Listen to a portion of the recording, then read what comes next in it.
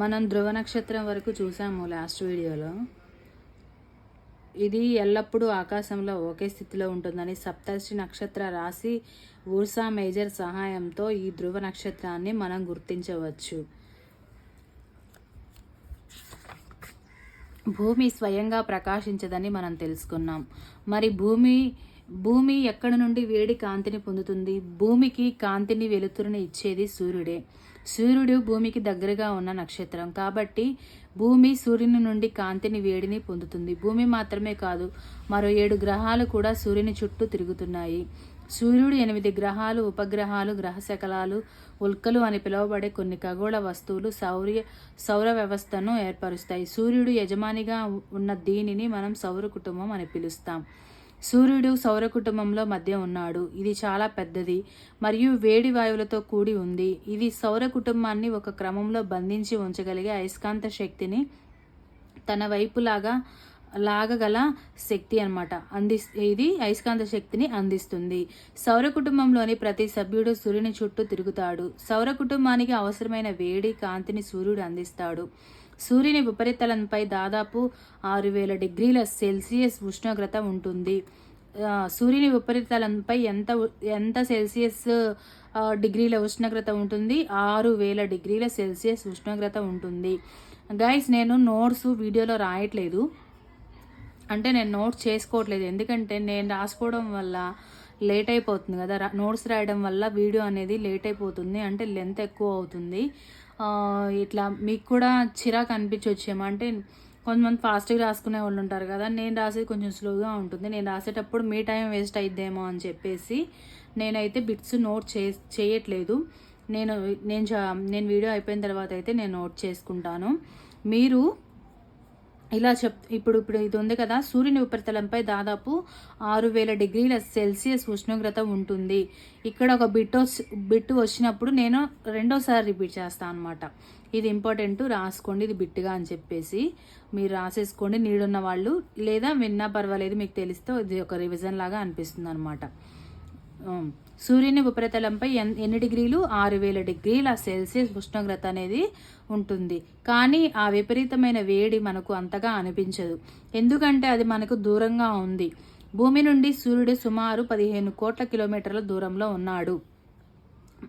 సూర్యుడు అది 6000 డిగ్రీల సెల్సియస్ ఉష్ణోగ్రతను ఉంటుంది కదా, కానీ అది విపరీతమైన వేడిని మనకు దాని యొక్క విపరీతమైన వేడి మనకు అంతగా అనిపించదు.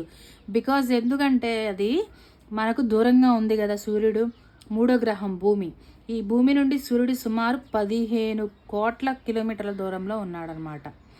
సూర్యుడి నుండి భూమి అనేది 15 కిలోమీటర్ల దూరంలో ఉంది. ఇది కూడా గుర్తుపెట్టుకోండి. భూమి సూర్యుడి నుండి సుమారు ఎన్ని కిలోమీటర్ల దూరంలో ఉంటుంది? 15 కోట్ల కిలోమీటర్ల దూరంలో ఉంటుంది. ఇది ఒక బిట్గా రాసుకోండి. ఇది కూడా సూర్యుని ఉపరితలంపై దాదాపు ఎన్ని డిగ్రీలు? 6000 డిగ్రీల సెల్సియస్ ఉష్ణోగ్రత ఉంటుంది. ఈ 2 బిట్లు నోట్ చేసుకోండి, నోట్స్ రాసుకునేవాళ్ళు. తర్వాత గ్రహాలు. మన సౌర కుటుంబంలో 8 గ్రహాలు ఉన్నాయి. ఎన్ని గ్రహాలు? 8 గ్రహాలు. ఇంతకుముందు ఎన్ని గ్రహాలు ఉన్నాయి? మనకి 9 గ్రహాలు ఉన్నాయి. ఒక గ్రహం లేదు కదా ఇప్పుడు. తర్వాత 8 గ్రహాలు ఉన్నాయి. సూర్యుడి నుండి వాటి దూరాన్ని బట్టి గ్రహాలు క్రమం: బుధుడు, శుక్రుడు, భూమి, అంగారకుడు, బృహస్పతి అంటే గురుడు, దీనికి మరొక పేరు శని, ఇంద్రుడు, వరుణుడు. సౌర కుటుంబంలోని 8 గ్రహాలు సూర్యుని చుట్టూ స్థిర మార్గాల్లో తిరుగుతాయి. ఈ మార్గాలు పొడవుగా ఉంటాయి. వాటిని కక్షలు అంటారు. వేటిని కక్షలు అంటారు? సూర్యుని చుట్టూ 8 గ్రహాలు అనేవి సూర్యుని చుట్టూ స్థిర మార్గాల్లో తిరుగుతాయి. ఈ మార్గాలు పొడవుగా ఉంటాయి. సూర్యుని చుట్టూ గ్రహాలు ఎలా తిరుగుతాయి? స్థిర మార్గాల్లో. ఇక్కడ అండర్లైన్ చేసుకోండి, అడగొచ్చు. సూర్యుని చుట్టూ గ్రహాలు ఎలా తిరుగుతాయి? స్థిర మార్గాల్లో తిరుగుతాయి. ఈ మార్గాలు పొడవుగా ఉంటాయి. వాటిని కక్షలు అంటారు. వీటిని ఏమంటారు? కక్షలు అంటారనమాట. సూర్యుని చుట్టే తిరిగే గ్రహాలు స్థిరంగా తిరుగుతాయి కదా, వాటిని ఈ మార్గాల్ని వీటిని ఏమంటారు? ఈ మార్గాలు పొడవుగా ఉంటాయి. వాటిని ఏమంటారు? కక్షలు అని అంటారు అన్నమాట. సూర్యుని చుట్టే తిరిగే గ్రహాలను గ్రహాలు తిరిగే ఆ మార్గాలను కక్షలు అంటారు. సూర్యుడికి దగ్గరగా ఉన్న 4 గ్రహాలను అంతరగ్రహాలు అంటారు. సూర్యుడికి దగ్గరగా ఉన్న 4 గ్రహాలను అంతర్గ్రహాలు అంటారు. అవి ఏంటి? బుధుడు, శుక్రుడు, భూమి, అంగారకుడు. ఒక్కసారి పటంలో చూపిస్తా చూడండి. ఇదిగోండి, సూర్యుడికి దగ్గరగా ఉన్న 4 అంతర్గ్రహాలేవి? బుధుడు, శుక్రుడు, భూమి, అంగారకుడు. బాగా గుర్తుపెట్టుకోండి. సూర్యునికి దగ్గరగా తిరిగే 4 అంతరగ్రహాలు పేర్లు ఏమిటి? బుధుడు, శుక్రుడు, భూమి, అంగారకుడు. ఇది కూడా నోట్ చేసుకోండి ఫ్రెండ్స్. అంతరగ్రహాలు చిన్నవిగా ఉండి రాళ్లతో కూడి ఉంటాయి. ఈ అంతర్గ్రహాలు అనేవి చిన్నగా ఉండి రాళ్లతో కూడి ఉంటాయి. చివరి 4 గ్రహాలను బాహ్య గ్రహాలు అంటారు. చివరి 4 గ్రహాలను ఏమంటారు? బాహ్య గ్రహాలు అంటారు. చివరి 4 గ్రహాలు ఏంటి? బృహస్పతి, శని, యురేనస్, నెప్ట్యూస్. వీటిని, ఈ చివరి 4 గ్రహాలని బాహ్య గ్రహాలు, ఈ ఫస్ట్ గ్రహాలని అంతర్గ్రహాలు అంటారనమాట. అవి బృహస్పతి, గురుడు, బృహస్పతికి మరో పేరు గురుడు, శని, ఇంద్రుడు, వరుణుడు. అవి పెద్దవి మరియు వాయువులు ద్రవాలతో కూడి ఉంటాయి. ఈ 4 బాహ్య గ్రహాలు బృహస్పతి, శని, ఇంద్రుడు, వరుణుడు ఇవి పెద్దవి మరియు వాయువులు ద్రవాలతో కూడి ఉంటాయి. వాయువులు ద్రవాలతో కూడి ఉండే గ్రహాలు ఏంటి? బృహస్పతి, శని, ఇంద్రుడు, వరుణుడు. సూర్యునికి దగ్గరగా ఉన్న గ్రహం బుధుడు. పిక్చర్ చూడండి. సూర్యునికి దగ్గరగా ఉన్న గ్రహం ఏంటి? ఇదిగోండి, బుధుడు. శుక్రుడికి, భూమికి కవల గ్రహం ఎర్త్ ట్విన్ గా శుక్రుడిని భూమికి కవల గ్రహం ఎర్త్ ట్విన్ గా పరిగణిస్తారు. ఏ గ్రహాన్ని భూమికి కవల గ్రహంగా పరిగణిస్తారు? శుక్రుడిని. అంటే భూమిలాగే శుక్రుడు కూడా ఉంటారనమాట. ఎందుకంటే ఇదిగో ఇక్కడ దాని యొక్క వివరణ ఇచ్చారు చూడండి. ఎందుకంటే దాని పరిమాణం, ఆకారం భూమిని చాలా వరకు పోలి ఉంటుందన్నమాట. గ్రహాలలో పెద్దది బృహస్పతి, చిన్నది బుధుడు. ఒకసారి చూద్దాండి. భూమి, శుక్రుడిని మనం ఇదిగోండి, భూగ్రహము, శుక్రగ్రహం ఈ 2 పోలికలు ఒకేలాగా ఉంటాయన్నమాట. ఓకేనా? గ్రహాల పెద్ద గ్రహం ఏంటి? బృహస్పతి, చిన్నది బుధుడు. చిన్న గ్రహము ప్లస్ సూర్యునికి అతి దగ్గరగా ఉన్న గ్రహం ఏంటి? బుధుడు. చూడండి, ఇది సూర్యుడు, బుధుడు, శుక్రుడు, భూమి, అంగారకుడు. ఇదంతా ఉల్కాపాతం అంటారు. బృహస్పతి, శని, ఇంద్రుడు, వరుణుడు. 1,000,000 = 10 లక్షలు.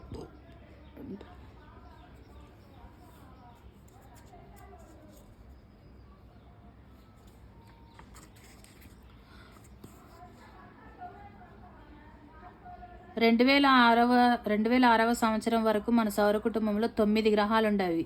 కానీ ప్రస్తుతం 8 గ్రహాలు మాత్రమే ఉన్నవి. 9వ గ్రహం ఏమిటి? అది ఏమైంది? మీ టీచర్ సహాయంతో తెలుసుకోండి.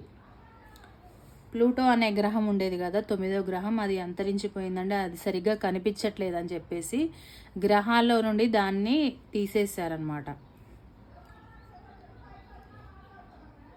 మనం నివసిస్తున్న భూమి సూర్యుని నుండి 3వ గ్రహం. మనం నివసిస్తున్న భూమి సూర్యుని నుండి ఎన్నవ గ్రహం? 3వ గ్రహం. పరిమాణంలో ఇది ఐదవ అతి పెద్ద గ్రహం. సూర్యుని నుండి ఇది 3వ గ్రహమే కానీ పరిమాణంలో మాత్రం, అంటే పరిమాణం అంటే సైజులో మాత్రం ఇది 5వ అతి పెద్ద గ్రహం అనమాట. ఇది ధృవాల వద్ద కొద్దిగా సమతలంగా ఉండి, ధృవాల వద్ద ఇది ఎలా ఉంటుంది? కొద్దిగా సమతలంగా ఉండి మధ్యలో ఉబ్బెత్తుగా ఉంటుంది. భూమి ధృవాల వద్ద ఎలా ఉంటుంది? సమతలంగా ఉంటుంది, మధ్యలో ఉబ్బెత్తుగా ఉంటుంది. అందుకే దాని ఆకారాన్ని జియోయిడ్గా అభివర్ణించారు. జియోయిడ్ అంటే భూమి లాంటి ఆకారం అనమాట. భూమి యొక్క ఏకైక సహజ ఉపగ్రహం చంద్రుడు. భూమిని ఏ ఆకారంగా అభివర్ణిస్తారు? జియోయిడ్. ఇవన్నీ పాయింట్స్ ఏనండి, ఈ బిట్సే మీరు రాసుకోండి. జియోయిడ్ అంటే ఏంటి? భూమి లాంటి ఒక ఆకారం. భూమి యొక్క ఏకైక సహజ ఉపగ్రహం ఏంటి? చంద్రుడు. బాహ్య అంతరిక్షం నుండి భూమి నీలం రంగులోకి కనిపిస్తుంది. ఎందుకంటే దాని 3/2 ఉపరితలం నీటితో కప్పబడి ఉంటుంది. కాబట్టి దీనిని నీలి గ్రహం అంటారు. భూమి అనేది ఏ గ్రహం? నీలి గ్రహం. ఎందుకు? బాహ్య అంతరిక్షం నుండి భూమి నీలం రంగులో కనిపిస్తుంది. ఇదిగోండి చూడండి భూమి ఏ రంగులో, నీలం రంగులో కనిపిస్తుంది. ఎందుకంటే దాని 3/2 వంతుల ఉపరితలం నీటితో కప్పబడి ఉంటుంది.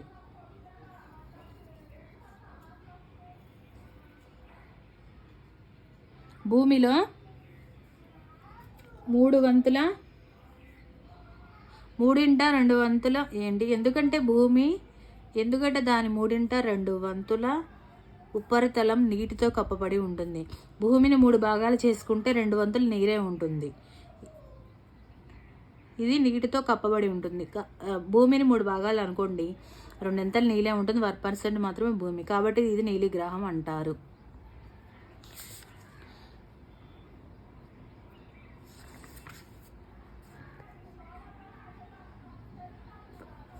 చదివి వీడియో తీసేటప్పుడే డిస్టర్బెన్స్ చేయడానికి తయారవుతారండి మనుషులు. కింద పోర్షన్ రెంట్కుండేవాళ్ళు ఏంటో గట్టిగా మాట్లాడుతున్నారు. మరి మీకు వినిపిస్తుందో లేదో తెలియదు, నాకైతే డిస్టర్బెన్స్గా ఉంది.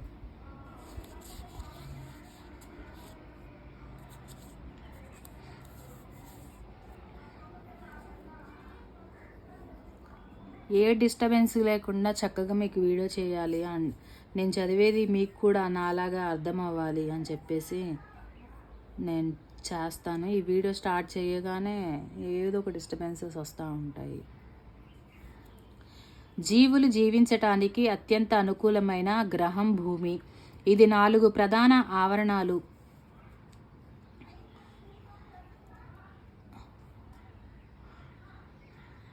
జీవులు జీవించటానికి అత్యంత అనుకూలమైన గ్రహం ఏంటి? భూమి. జీవులు జీవించడానికి అనుకూలమైన గ్రహం భూమి. ఇది 4 ప్రధాన ఆవరణాలు కలిగి ఉంటుంది. ఒకటి శిలావరణం, జలావరణం, వాతావరణం, జీవావరణం. మన భూమి 4 ప్రధాన ఆవరణాలు కలిగి ఉంటుంది. ఏంటి? శిలావరణం, జలావరణం, వాతావరణం, జీవావరణం. మొదటి 3 ఆవరణాలతో పాటు తగిన వాతావరణం కలిసి భూమిపై జీవులు జీవించడాన్ని సాధ్యం చేస్తాయి. దీనినే జీవావరణం అని పిలుస్తాం. ఇప్పుడు ఒక్కొక్క ఆవరణం గురించి తెలుసుకుందాం. ఇదిగోండి, ఒక్కొక్క ఆవరణం గురించి తెలుసుకుందాం అన్నారు కదా. ఒక్క నిమిషం ఇది ఇట్లా ఇక్కడ ఉండండి. మీరు ఇక్కడ మీకు తెలుసా అనే పాయింట్ చదువుకున్నాక ఆవరణాల గురించి తెలుసుకుందాం. కాంతి సెకనుకు 3 లక్షల కిలోమీటర్ల వేగంతో ప్రయాణిస్తుంది. ఇది వెరీ వెరీ ఇంపార్టెంట్, నోట్ చేసుకోండి. కాంతి సెకనుకు గుర్తుపెట్టుకోండి, గంటకు కాదు, సెకనుకు 3 లక్షల కిలోమీటర్ల వేగంతో ప్రయాణిస్తుంది. బిట్టు బాగా 1కి 2 సార్లు వినండి, నోట్ చేసుకోండి. కాంతి సెకనుకు 3 లక్షల కిలోమీటర్ల వేగంతో ప్రయాణిస్తుంది. ఈ వేగంతో ప్రయాణించినప్పటికీ సూర్యుని కాంతి భూమిని చేరుకోవడానికి 8 నిమిషాలు పడుతుంది. ఎంత వేగంతో ప్రయాణించినప్పటికీ కూడా సూర్యుని కాంతి భూమిని చేరుకోవడానికి 8 నిమిషాలు అనేది పడుతుంది. ఇప్పుడు ఇంకా చూద్దాండి, భూమి యొక్క ఆవరణాల ఎక్స్ప్లెనేషన్ చూద్దాం. శిలావరణం అనగా మనం నివసించే భూమి. ఇది రాళ్ళు, నేలతో కూడిన భూమి యొక్క ఘన బాహ్య పొర. ఇదేంటి? భూమి అనేది ఘన బాహ్య పొర. జలావరణం భూమిపై గల జలభాగాలైన సముద్రాలు, మహాసముద్రాలు, సముద్రాలు, నదులు, సరస్సులు, పర్వతాలపై గల మంచు పొరలు, చెరువులు మొదలైన వాటన్నిటినీ కలిపి జలావరణంగా పిలువబడుతుంది. వాతావరణం భూమి చుట్టూ విస్తరించి ఉన్న గాలి పొరను వాతావరణం అంటారు. వాతావరణంలో వివిధ రకాలైన వాయువులు ఉన్నాయి. వీటిలో ప్రధాన వాయువు నత్రజని. వాతావరణంలో ఉన్న వాయువులను ఏమంటారు? నత్రజని అంటారు. ఇది ఎంత పర్సెంట్ ఉంది? 78%. ఇది కూడా రాసుకోండి. వాతావరణంలో ఉన్నటువంటి నత్రజని వాయువు యొక్క పర్సెంటేజ్ 78%, ఆక్సిజన్ పర్సెంటేజ్ 21%. ఇవి కూడా ఇంపార్టెంట్, గుర్తుపెట్టుకోనండి, నోట్అవుట్ చేసుకోండి. వాయువులైన ఇతర వాయువులైన carbon dioxide, hydrogen, helium, argon, ozone తక్కువ మొత్తంలో ఉంటాయి. ఇవన్నీ కొంచెం తక్కువ మొత్తంలో ఉంటాయి. ఏది? Carbon dioxide, hydrogen, helium, argon, ozone తక్కువ మొత్తంలో ఉంటాయి. నత్రజని, ఆక్సిజన్ మాత్రం 78, 21% ఉంటాయి. జీవావరణం భూమిపైన, నీటిలో, గాలిలో ఉండే అన్ని రకాల జీవులను కలిపి జీవావరణం అంటారు. భూమిపైన, నీటిలో, గాలిలో ఉండే అన్ని రకాల జీవులను కలిపి జీవవనం అని పిలుస్తారు. ఇది మొక్కలు, జంతువులు, బ్యాక్టీరియా, ఇతర సూక్ష్మజీవులను కలిగి ఉంటుంది. ఈ ఆవరణాల గురించి పై తరగతిలో మీరు మరింత నేర్చుకుంటారు. సూర్యుని చుట్టూ గ్రహాలు తిరుగుతున్నట్లే గ్రహాల చుట్టూ కొన్ని ఖగోళ వస్తువులు తిరుగుతున్నాయి. వాటినే ఉపగ్రహాలు అంటారు. సూర్యుని చుట్టూ కొన్ని గ్రహాలు తిరుగుతున్నట్టు గ్రహాల చుట్టూ కూడా కొన్ని ఖగోళ వస్తువులు తిరుగుతున్నాయి. వాటినే ఉపగ్రహాలు అంటారు. ఉపగ్రహాలు అంటే ఏంటి? గ్రహాల చుట్టూ తిరిగే కొన్ని ఖగోళ వస్తువులు, వాటిని ఉపగ్రహాలు అంటారు. బుధుడు, శుక్రగ్రహాలకు ఉపగ్రహాలు లేవు. బుధుడు మరియు శుక్రగ్రహాలకు ఉపగ్రహాలు లేవు. మిగిలిన అన్ని గ్రహాలకు ఉపగ్రహాలు ఉన్నాయి. ఏ గ్రహాలకు ఉపగ్రహాలు లేవు? బుధుడికి, శుక్రుడికి ఉపగ్రహాలు అనేవి లేవు. చంద్రుడి గురించి చూద్దాం. మన భూమికి గల ఏకైక సహజ ఉపగ్రహం చంద్రుడు. మన భూమికి గల ఏకైక సహజ ఉపగ్రహం చంద్రుడు. దీని వ్యాసం భూమి యొక్క వ్యాసంలో 4వ వంతు మాత్రమే. ఇది ఇతర ఖగోళ వస్తువుల కంటే మన గ్రహానికి దగ్గరగా ఉండడం వల్ల చాలా పెద్దదిగా కనిపిస్తుంది. చంద్రుడు భూమి నుండి 3,84,000 కిలోమీటర్ల దూరంలో ఉన్నాడు. ఇది కూడా బిట్టు రాసుకోండి. చంద్రుడు భూమి నుండి ఎన్ని కిలోమీటర్ల దూరంలో ఉన్నాడు? 3,84,000 కిలోమీటర్ల దూరంలో ఉన్నాడు అన్నమాట. భూమి యొక్క వ్యాసంలో చంద్రుడు ఎన్నో భాగం? 4వ భాగం. భూమిని 4 భాగాలు చేస్తామనుకోండి, ఒక్క భాగం మాత్రమే చంద్రుడు ఉంటాడు. అంటే భూమి కంటే చంద్రుడే చిన్న. ఇప్పుడు మీరు సూర్యుడి నుండి మరియు చంద్రుడి నుండి భూమి యొక్క దూరాన్ని పోల్చవచ్చు. చంద్రుడు భూమి చుట్టూ ఒకసారి తిరగడానికి 27 రోజులు పడుతుంది. చంద్రుడు భూమి చుట్టూ ఒక్కసారి తిరగడానికి 27 రోజులు పడుతుందంట. అలాగే తన చుట్టూ తాను తిరగడానికి సరిగ్గా అదే సమయం పడుతుంది. తన చుట్టూ తాను తిరగడానికి 27 రోజులు, సూర్యుని చుట్టూ తిరగడానికి 27 రోజులు, భూమి చుట్టూ తిరగడానికి 27 రోజులు పడుతుంది. ఫలితంగా చంద్రుని యొక్క ఒకవైపు మాత్రమే భూమిపై మనకు కనిపిస్తుంది. చంద్రుడిపై జీవులు జీవించడానికి అనుకూలమైన పరిస్థితులు లేవు. దాని ఉపరితలం పర్వతాలు, మైదానాలు మరియు గుంతలను కలిగి ఉంటుంది. చంద్రుని ఉపరితలంపై అవి నీడలను కలుగజేస్తాయి. చంద్రుని ఉపరితలంపై అడుగుపెట్టిన మొదటి వ్యక్తి అమెరికాకు చెందిన నీల్ ఆర్మ్స్ట్రాంగ్. ఈ బిట్ కూడా నోట్ చేసుకోండి. ఇతను 21 జూలై 1969 చంద్రునిపై అడుగు పెట్టాడు. జనరల్గా మనందరికీ చంద్రునిపై అడుగు పెట్టిన మొట్టమొదటి వ్యక్తి నీల్ ఆర్మ్స్ట్రాంగ్ అని తెలుసు. అతను అమెరికాకు చెందినవాడని తెలుసు. కానీ మనల్ని బిట్టేం అడుగుతారు? అది ఏ సంవత్సరంలో ఎప్పుడు డేట్ అని అడగొచ్చు. కాబట్టి 21 జూలై 1969 చంద్రునిపై అడుగు పెట్టాడనమాట. ఎందుకంటే కన్ఫ్యూజ్ అయిపోతాం కదా, శ్వాసలు అంటేనే ఇయర్స్. ఆ ఇయర్స్ని గుర్తుపెట్టుకోలేక చచ్చిపోవాలి. ఇవి కన్ఫ్యూజ్ అయిపోతాం కాబట్టి మనల్ని ఎక్కువ ఇయర్స్ అడుగుతారనమాట. తర్వాత మానవ నిర్మిత ఉపగ్రహం. ఇది కృత్రిమమైనది. విశ్వం భూమి గురించి సమాచారం సేకరించడానికి లేదా సమాచార ప్రసారం కొరకు శాస్త్రవేత్తలు దీన్ని రూపొందించారు. ఇది రాకెట్ ద్వారా తీసుకువెళ్ళబడు భూమి మరియు ఇతర సౌర వస్తువుల చుట్టూ కక్షలో ఉంచబడుతుంది. అంతరిక్షంలో ఉన్న కొన్ని భారతీయ ఉపగ్రహాలు ఇన్సాట్, IRS, ఎడ్యుసాట్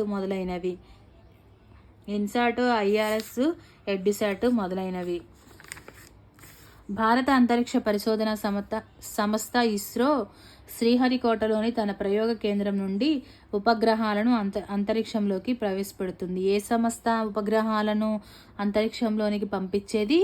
ఇస్రో సంస్థ తెలుసు కదా. ఇస్రో మాజీ చైర్మన్ సతీష్ ధావన్. ఇస్రో యొక్క మాజీ చైర్మన్ ఎవరు? సతీష్ ధావన్. ఇవన్నీ గుర్తుపెట్టుకోండి, రాసుకోండి. దీనికి సతీష్ ధావన్ స్పేస్ సెంటర్ అని SDSC Sriharikota high altitude range SHAR అని పేరు పెట్టారనమాట ఈ సంస్థలకి. ఇక్కడ చూడండి, మీకు తెలుసా 24 సెప్టెంబర్ 2014 అంగారక గ్రహ వాతావరణం స్థలాకృతిని అన్వేషించడానికి భారత అంతరిక్ష పరిశోధన సంస్థ ఇస్రో ప్రారంభించిన మంగళయాన్ మార్స్ ఆర్బిటర్ మిషన్ అంగారక కక్షకు చేరుకుంది. ప్రపంచంలోని Soviet space programme, NASA, European space agency తర్వాత అంగారక గ్రహాన్ని చేరుకున్న 4వ అంతరిక్ష సంస్థగా ఇస్రో మారింది. మళ్ళీ ఒకసారి చదువుతాను, ఇంపార్టెంట్ బిట్స్ ఉన్నాయి ఇందులో నోట్ చేసుకోండి. 24 సెప్టెంబర్ 2014 అంగారక గ్రహ వాతావరణం స్థలాకృతిని అన్వేషించడానికి, అంగారక గ్రహం మీదంట స్థలాకృతిని అన్వేషించడానికి భారత అంతరిక్ష పరిశోధన సంస్థ ఇస్రో ప్రారంభించిన మంగళయాన్ అంటే మార్స్ ఆర్బిటర్ మిషన్ అంగారక కక్షకి ఇది చేరుకుంది. ప్రపంచంలో ఎప్పుడు సెప్టెంబర్ 24, 2014 ప్రపంచంలో Soviet space programme, NASA, European space agency తర్వాత ఇది ఎప్పుడు ప్రపంచంలో Soviet space programme, NASA, European space agency తర్వాత అంగారక గ్రహానికి చేరుకున్న 4వ అంతరిక్ష సంస్థ అనమాట. ఇది ఎన్నోది 4వ అంతరిక్ష సంస్థ ఇస్రోగా మారింది. గ్రహ శకలాలు, గ్రహాలు ఉపగ్రహాలు కాకుండా సూర్యుని చుట్టూ తిరిగే చిన్న రాతి వస్తువులు కూడా చాలా ఉన్నాయి. సూర్యుని చుట్టూ తిరిగే గ్రహాలు ఉపగ్రహాలే కాకుండా కూడా చిన్న రాతి వస్తువులు చాలా ఉన్నాయంట. వీటిని గ్రహ శకలాలు అంటారు. గ్రహ శకలాలు అంటే ఏమిటి? సూర్యుని చుట్టూ గ్రహాలు ఉపగ్రహాలు తిరుగుతూ ఉంటాయని తెలుసుకున్నాం కదా. ఇవి కాకుండా కొన్ని రాతి వస్తువులు తిరుగుతాయంట. వాటినే గ్రహ శకలాలు అంటారు. ఇవి అంగారక గ్రహం, బృహస్పతి కక్షల మధ్య కనిపిస్తాయి. ఏ కక్షల మధ్య? అంగారక గ్రహము మరియు బృహస్పతి కక్షల మధ్య కనిపిస్తాయి. గ్రహ శకలాలు ఎక్కడ కనిపిస్తాయి? ఏ కక్షల మధ్య కనిపిస్తాయి?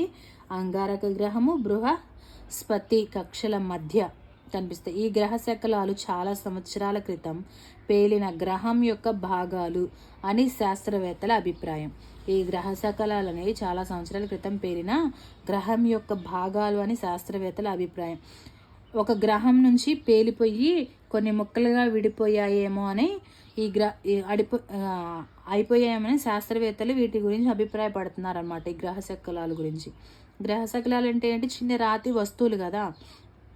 అంటే గ్రహాలు ఉపగ్రహాలు కాకుండా సూర్యుని చుట్టూ తిరిగి చిన్న రాతి వస్తువులనే గ్రహ శకలాలు అన్నారు కదా. ఇవి అన్నమాట. ఇవి కొన్ని గ్రహాల నుండి ఇవి మొక్కలైపోయి పేలి వచ్చినాయేమో అని వాళ్ళు అభిప్రాయపడుతున్నారు అనమాట. వాళ్ళ అభిప్రాయం అని చెప్పారు ఇక్కడ. ఉల్కలు, సూర్యుని చుట్టూ తిరిగే చిన్న చిన్న రాళ్లను ఉల్కలు అంటారు. సూర్యుని చుట్టూ తిరిగే చిన్న చిన్న రాళ్ళను ఏమంటారు? ఉల్కలు అంటారు. కొన్నిసార్లు ఈ ఉల్కలు భూమి దగ్గరకు వచ్చి దానిపై పడిపోతాయి. కొన్నిసార్లు ఏం చేస్తాయి? ఈ ఉల్కలు భూమి మీదకి వచ్చి దానిపై పడిపోతాయి. ఈ ప్రక్రియలో గాలితో ఘర్షణ కారణంగా అవి వేడెక్కి కాలిపోతాయి. భూమిపై పడ్డప్పుడు ఏమైపోతాయి? గాలితో ఘర్షణ కారణంగా, గాలితో ఘర్షణ ఏర్పడడం వల్ల వేడెక్కి కాలిపోతాయి. ఈ సందర్భంలో ఇవి వెలుతురును కలుగజేస్తాయి. ఈ సందర్భంలో ఏమవుతుంది? వెలుతురు అవుతుంది. కొన్నిసార్లు పూర్తిగా కాలిపోకుండా ఒక ఉల్కపాతం భూమిపై పడినప్పుడు గుంతలను సృష్టిస్తుంది అన్నమాట. తోకచుక్కలు. తోకచుక్క అంటే తల, తోకతో కనిపించే ఖగోళ వస్తువు. తోకచుక్క యొక్క తల మంచుతో కలిసి ఉండే ఘన కణాలను కలిగి ఉంటుంది మరియు తోక వాయువులతో తయారవుతుంది. హేలీ తోకచుక్క ప్రతి 76 సంవత్సరాలకు ఒకసారి భూమికి దగ్గరగా వస్తుంది. ఇది చివరిసారిగా 1986 సంవత్సరంలో కనిపిస్తుంది. మరలా ఇది 2061 సంవత్సరంలో కనిపిస్తుంది. ఇది కూడా గుర్తుపెట్టుకోండి. ఇది తోకచుక్క ఎప్పటికొకసారి, హేలీ తోకచుక్క ఎప్పటికోసారి కనిపిస్తుంది? 76 సంవత్సరాలకు ఒక్కసారి మాత్రమే కనిపిస్తుంది. ఇది వాయువులతో తయారవుతుంది. ఈ ఘనకణాలు కలిగి ఉంటుంది మరియు తోక అనేక వాయువులతో తయారవుతుంది. ఇది 76 సంవత్సరాలకు ఒక్కసారి కనిపిస్తుంది. ఇది చివరిసారిగా ఎప్పుడు కనపడింది? 1986 సంవత్సరంలో కనబడింది. మళ్ళీ 76 సంవత్సరాల తర్వాత అంటే 2061 సంవత్సరంలో మనకు కనిపిస్తుంది. ఈ 3 బిట్స్ రాసుకోండి, వెరీ వెరీ ఇంపార్టెంట్. గెలాక్సీ. నిర్మలమైన ఆకాశంలో రాత్రి సమయంలో తెల్లగా ప్రకాశించే మార్గాన్ని మనం చూడవచ్చు. ఇది కొన్ని కోట్ల నక్షత్రాల సమూహం. గెలాక్సీ అనేది అనేక నక్షత్రాలతో కూడిన పెద్ద సమూహం. గెలాక్సీ కొన్ని నక్షత్రాలతో కూడిన పెద్ద సమూహం. మన సౌర కుటుంబం ఈ గెలాక్సీలో ఒక భాగం. మన సౌర కుటుంబం కూడా ఈ గెలాక్సీలో ఒక భాగం. దీనినే పాలపుంత అంటారు అని కూడా అంటారు. ప్రాచీన భారతదేశంలో దీనిని ఆకాశంలో ప్రవహిస్తున్న కాంతి నదిగా భావించారు. అందువలన దీన్ని ఆకాశగంగా అని కూడా పిలుస్తారు. దేనిని పాలపుంతని ఏమని పిలుస్తారు? ఆకాశగంగా అని కూడా పిలుస్తారు. ఆకాశగంగా అనేది గెలాక్సీ, పాలపుంత, ఆకాశగంగా, మూడు పేర్లు ఒకటే అన్నమాట. విశ్వం అనేది కొన్ని కోట్లాది గెలాక్సీల సమూహం. విశ్వం ఏంటి? కొన్ని కోట్లాది గెలాక్సీల సమూహం. గెలాక్సీ అంటే ఏంటి? కొన్ని కోట్ల నక్షత్రాల సమూహం గెలాక్సీ. విశ్వం అంటే ఏంటి? కొన్ని కోట్లాది గెలాక్సీలు విశ్వం ఎంత పెద్దదో ఊహించడం చాలా కష్టం. దాని గురించి మరింత తెలుసుకోవడానికి శాస్త్రవేత్తలు ఇంకా ప్రయత్నిస్తూనే ఉన్నారు. దాని పరిమాణం గురించి మనకు ఖచ్చితంగా తెలియదు, కానీ మనమందరం ఈ విశ్వానికి చెందిన వారమని మనకు తెలుసు.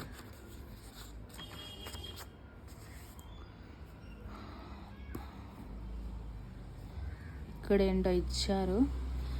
ఇప్పుడు మీరు విశ్వంతో మీకు గల సంబంధాన్ని గ్రహించారా? మీరు భూమిపై ఉన్నారు. ఈ భూమి సౌర కుటుంబంలో ఒక భాగం. మన సౌర కుటుంబం విశ్వంలో భాగమైన పాలపుంత, గెలాక్సీలో ఒక భాగం. విశ్వం లక్షలాది గెలాక్సీల సమూహం అన్న సత్యం మీరు గ్రహించారు కదా. మీరు చిత్రంలో ఎలా సరిపోతారు? మీరు ఎంత చిన్నవారు? కాసేపు ఆలోచించండి. ఈ డాట్ అంత ఉంటామే, డాట్ కూడా కాదు ఈ విశ్వంలో.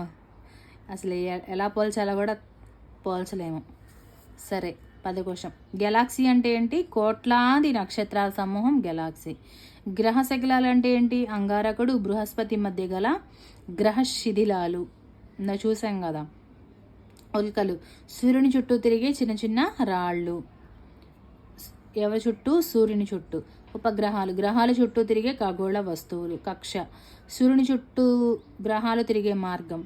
జియోయిడ్ భూమి వంటి ఆకారంగా. శిలావరణం రాళ్ళు, నేలతో కూడిన భూమి యొక్క ఘన బాహ్య పొర. జలావరణం భూమిపై గల జలభాగాలు. వాతావరణం వాయువుల పొర. జీవావరణం భూమిపై గల మొక్కలు, జంతువులు, ఇతర జీవరాశి. నక్షత్ర రాశులు నక్షత్రాల నమూనాలు. ఈ లెసన్ అయిపోయిందండి. ఇంట్లో ఉన్న బిట్స్ ఒకసారి చూసేద్దాం. సూర్యుడు విపరీతమైన వేడిని విడుదల చేసినప్పటికీ పరిమిత వేడి మాత్రమే మన భూమికి ఎందుకు చేరుతుంది? సూర్యుడు భూమికి చాలా దూరంగా ఉన్నాడు. భూమితో పోలిస్తే సూర్యుడు చాలా చిన్నది. సూర్యుడు భూమికి చాలా దగ్గరగా ఉన్నాడు. ఏంటి ఆన్సర్ చెప్పండి? సూర్యుడు భూమికి చాలా దూరంగా ఉన్నాడు కాబట్టి పరిమిత వేడి అనేది మనకి చేరుతుంది. భూమి కవల గ్రహం, ఎర్త్ ట్విన్గా పిలువబడేది ఏంటి? శుక్రుడు. ఇక్కడ చూసాం కదా మనం, శుక్రుడు ఎర్త్ ట్విన్గా పిలువబడుతా. అండర్లైన్ కూడా చేసాం మనం.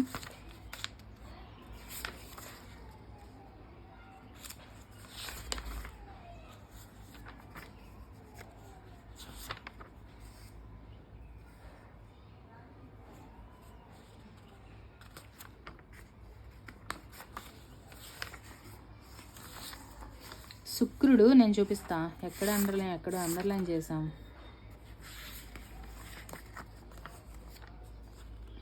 ఇదిగోండి,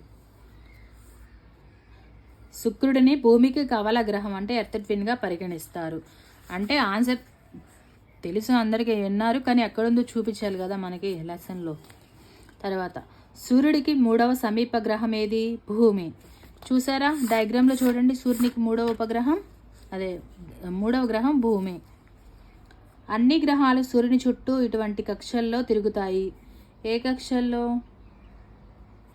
వృత్తాకార కక్ష, దీర్ఘచతురస్రాకార మార్గం, పొడిగింపబడిన వృత్తాకార కక్ష. ఏ కక్షలో తిరుగుతాయి? వృత్తాకార కక్షలో తిరుగుతాయి, అంటే చుట్టూనే కదా. గ్రహ శకలాలు ఈ 2 గ్రహాల కక్షల మధ్య కనిపిస్తాయి. గ్రహ శకలాలు ఏ కక్షల మధ్య కనిపిస్తాయని చూసుకున్నాం ఇందాక. అంగారకుడు, బృహస్పతి. ఇదిగోండి గ్రహ శకలాల గురించి ఇచ్చారు. అంగారక గ్రహం, బృహస్పతి కక్షల మధ్య కనిపిస్తాయి. ఏవింటాయి? గ్రహ శకలాలు అనేవి. ఓకే. నీలి గ్రహం అంటే ఏంటంటారు? భూమి. సూర్యుడికి దూరంగా ఉన్న గ్రహం ఏంటి? వరుణుడు. చూడండి, సూర్యునికి దూరంగా ఉన్న గ్రహం నెప్ట్యూసే కదా. నెప్ట్యూస్ని తెలుగులో ఏమంటారు? వరుణుడు అంటారు కదా. ఇదిగోండి సూర్యునికి దూరంగా ఉన్న గ్రహం. తర్వాత సూర్యుని నుంచి 4వ గ్రహం బుధుడు. అది చిన్న గ్రహం. సూర్యుడి నుంచి 4వ గ్రహం ఏంటి? అంగారకుడు.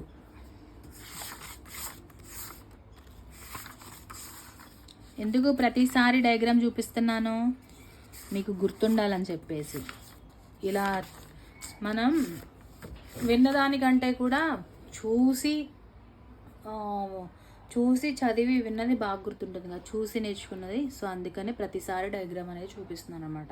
భూమికి సూర్యునికి 4వ గ్రహం అంగారకుడు. తర్వాత సూర్యునికి దగ్గరగా ఉన్న గ్రహం ఏంటి? సూర్యునికి దగ్గరగా ఉన్న గ్రహం బుధుడు. అతి చిన్న గ్రహం కూడా బుధుడు. ఇదిగోండి, సూర్యునికి దగ్గరగా ఉన్న గ్రహం ఏంటి? బుధుడు. అతి చిన్న గ్రహం కూడా బుధుడు. ఓకే అండి, ఈ లెసన్ అయితే అయిపోయింది, ఫస్ట్ లెసను. నేను నోట్స్ రాయట్లేదు, నేను తర్వాత రాసుకుందామని చెప్పేసి. ఎందుకంటే వీడియోలు ఎంత అవుతుంది కదా, చూసేవాళ్ళు అదే ఇప్పుడు చూస్తున్నారు కదా మీరు, నేను ఇట్లా రాస్తూ ఉంటుంటే మీకు టైం వేస్ట్ అయిపోద్దేమో అనే ఉద్దేశంతోనే నేను నోట్స్ రాయట్లేదు. నేను వీడియో ఆఫ్ చేసిన తర్వాత సరే నేను నోట్ చేసుకుందాంలే అని చెప్పేసి, అలాగో నాకు టెక్స్ట్ బుక్ కూడా ఉంది, ఇవి నా ఓనే అనమాట. సో నేను రాసుకునే నీడ్ అయితే లేదు, కానీ మీకోసమే నోట్స్ కూడా రాశాను.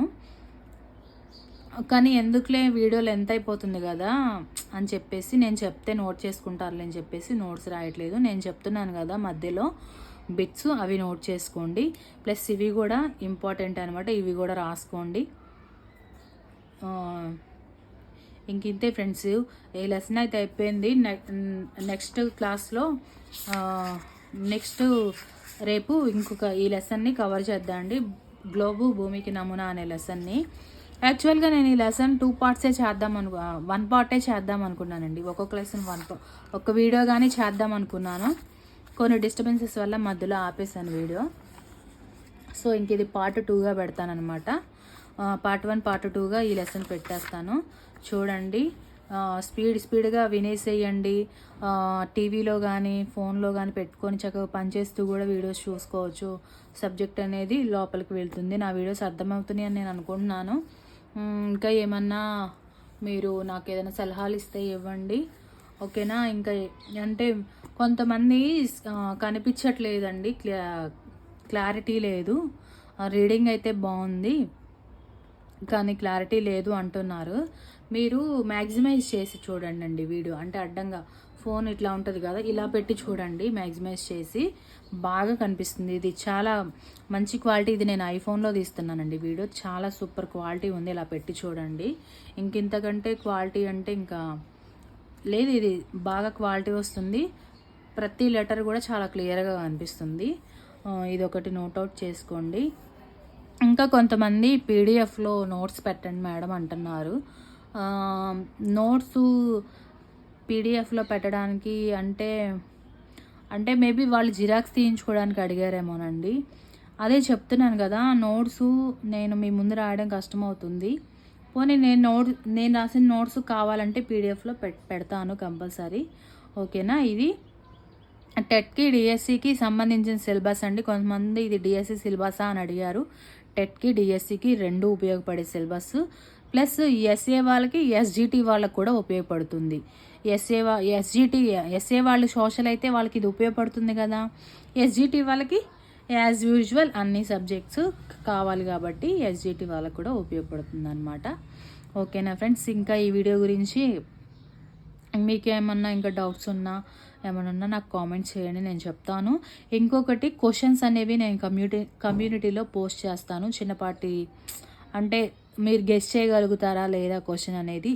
ఈ లెసన్ అయిపోయిన తర్వాత ఈ లెసన్కి సంబంధించినవి వాటిని కూడా మీరు ఒకసారి చూడండి, చెక్ చేయండి.